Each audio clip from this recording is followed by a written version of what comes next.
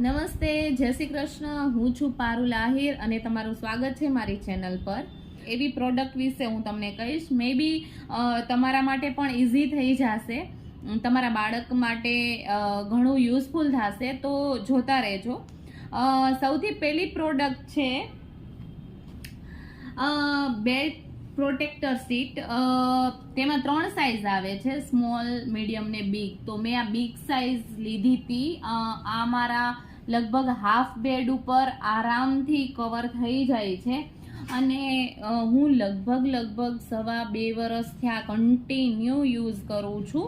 હું સતત પાથરેલું રાખું છું બેડશીટ નીચે. તમે જોઈ શકો છો કે આ બહુ સોફ્ટ મટીરિયલ હોય છે, તો નીચે પાથરીએ તો બેબી અનકમ્ફર્ટેબલ ફીલ નથી કરતું. બીજું, હું કન્ટિન્યુ આને મશીન વોશ પણ કરું જ છું, પણ છતાંય તમે જોઈ શકો છો કે જે પાછળનું પ્લાસ્ટિકનું લેયર છે આજે પણ એકદમ વ્યવસ્થિત છે. તો આ ખૂબ યુઝફુલ થાય છે, ખાસ કરીને જ્યાં સુધી બાળક શું કરે છે બેડ ઉપર ત્યાં સુધી. આ સતત તમારે બેડશીટની નીચે પાથરવાથી ગાદલું ખરાબ થવાની શક્યતા ઓછી રહે છે. તો આ છે પેલી પ્રોડક્ટ. હવે બીજી પ્રોડક્ટ છે આ છે, જી હા, આ એકચ્યુઅલી આ એક સ્વિંગ, એક હિંચકો છે. અલગ 5 યુઝમાં આવી શકે છે. તમે બેબી સીટ તરીકે, કાર સીટ તરીકે, સ્વિંગ તરીકે યુઝ કરી શકો છો. મારો નોર્મલી આનો સૌથી વધુ યુઝ મારા છોકરીને જમાડવા ટાણે મેં કરેલો છે. મેં એને પહેલેથી, મતલબ એ બેસતી થઈ ત્યારથી એને મેં જમાડવાની આમાં જ બેસાડીને જમાડ્યું છે. એનાથી 2 ફાયદા થાય છે. એક, આ સીટમાં જોવે છે, એમાં બેસે છે, તરત એને આઈડિયા આવે છે કે હવે મમ્મી મને ખવડાવશે. બીજું કે આ સીટમાં તમે આગળની બાજુ એને નાના બાઇટ કરીને રોટલી કે પરાઠા કે બધું આપી શકો છો, એનો નાસ્તો મૂકી શકો છો, તો એ જાતે જમતા શીખશે. તો આ સીટ મને સૌથી વધુ યુઝમાં આવી હોય તો આ સીટ છે.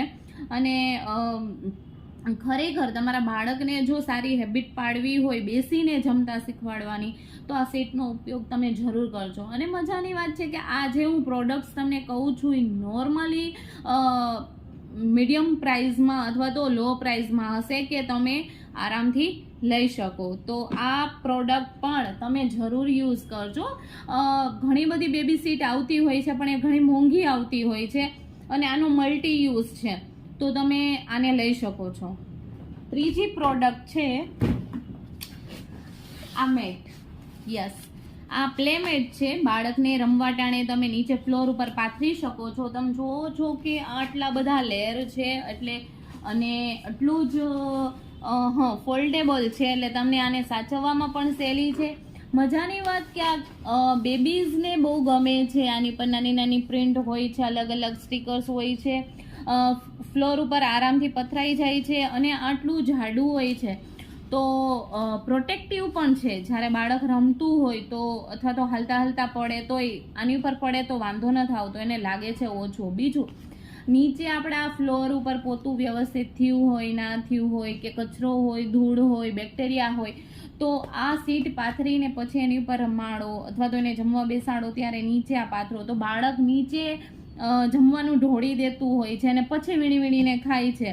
તો આ સીટ ઉપર એવું થશે તો એટલીસ્ટ તમને બેક્ટેરિયાનું ટેન્શન નહીં રહે.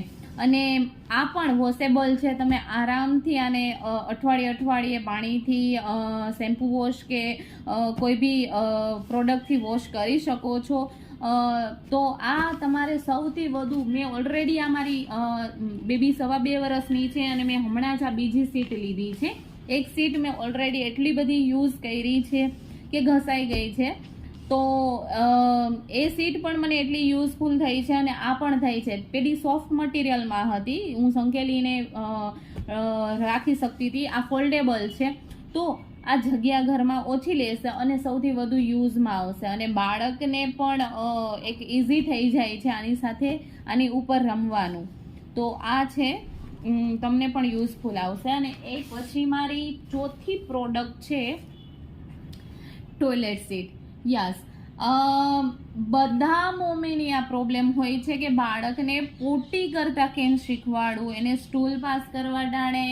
જો એ 6 મહિનાથી નાનું હશે તો ઘરના વડીલો લેડીઝ કે એના મમ્મી પગ ઉપર બેસાડીને એને પોટી કરાવે છે. પરંતુ જ્યારે બેસતું થઈ જાય છે બેબી, પછી તમે આ સીટનો ઉપયોગ કરી શકો છો. જો તમે ઇન્ડિયન ટોયલેટ યુઝ કરતા હોય તો બહુ સારું છે બાળક માટે કે એનું પેટ વ્યવસ્થિત ખાલી થશે. પણ જો એ તમારી ઘરે પણ વેસ્ટર્ન ટોયલેટ હોય મારી જેમ, તો તમે આ સીટ લઈ શકો છો.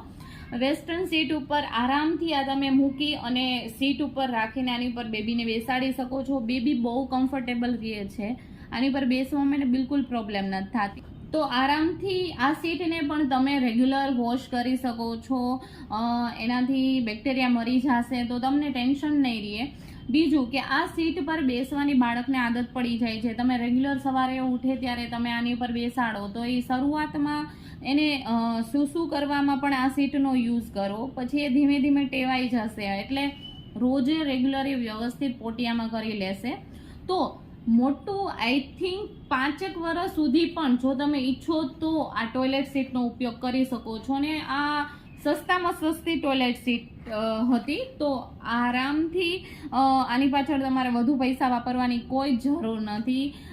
કોઈ પેલી સ્પંજવાળી સીટ નથી, તો ખરાબ થવાની પણ શક્યતા ઓછી છે. અને આ સીટને તમે વારે વારે ધોવો, કોઈ પ્રોબ્લેમ નથી થતી. ને 5મી વસ્તુ છે બુક્સ.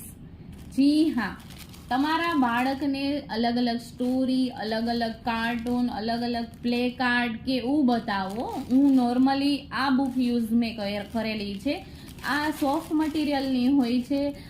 તમે જોઈ શકો છો કે અલગ અલગ બર્ડ્સ છે, પછી ફ્રૂટ્સ છે, પછી પ્રાણીઓ છે, આવું કાંઈ ઘણા બધી બુક્સ અવેલેબલ હોય છે. પણ આ એટલું સોફ્ટ હોય છે કે બાળક ખુદ આની સાથે રમશે અને એને કોઈ લાગવાની કે એવી બીક પણ નહીં રહે. બીજું કે એ થોડું એનું માઇન્ડ એક્ટિવ થશે, આ બધું જોશે. રેગ્યુલર આપણે ઘરમાં જ નાનું બાળક હોય છે તો આ બધું એને જોવા નથી મળતું, તો એ આમાં જોશે અને પછી રિયલમાં જોશે તો એના માટે બહુ ઇઝી થઈ જશે સમજવું.